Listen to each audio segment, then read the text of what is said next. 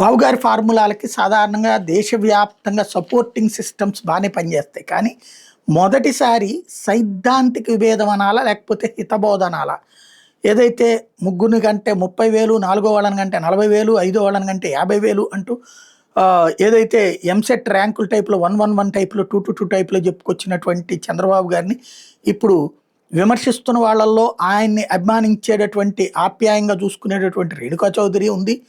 అట్లాగే చివరికి కీలకమైనటువంటి వ్యక్తులందరూ దాని గురించి మాట్లాడుతున్నది చూసాం.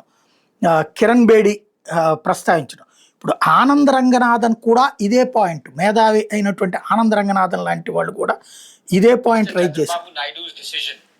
To reward parents rupees 30,000 for a third child and 40,000 for a fourth child, I'm afraid is fundamentally illogical and carries serious catastrophic demographic risks. It must be rejected. Here are 7 reasons why, very briefly. Number 1, it is parochial, regional and xenophobic in nature. In thinking of Andhra before India, Mr. Naidu does India and Indians great disservice.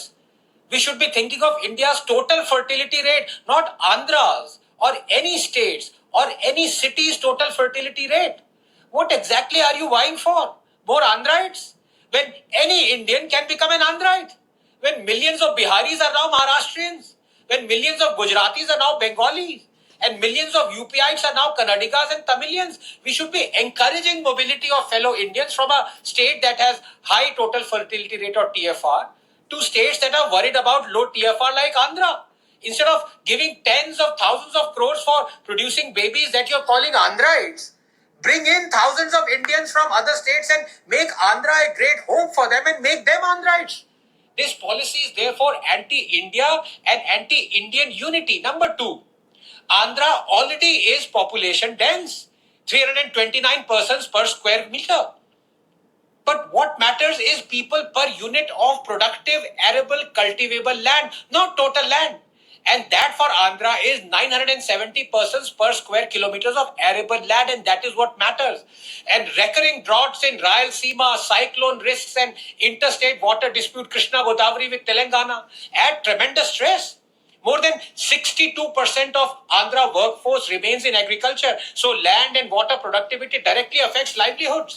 The high population density is already posing a strain on precious resources. To increase it further by paying for it, I'm sorry, is madness. Number 3, this policy imposes a reckless fiscal burden with poor opportunity cost. Mr. Naidu is committing thousands of crores of taxpayers' money at a time when Andhra Pradesh already struggles with huge debt, infrastructure gaps, and underfunded essential services. Andhra has a high debt to GDP ratio of 36%. Each additional child will require decades of state spending on schools, healthcare, nutrition, and eventual job creation, far exceeding the payout. This diverts scarce taxpayer resources away from high-impact investment like skilling the existing youth workforce, improving healthcare access, or building industrial corridors that could genuinely drive growth.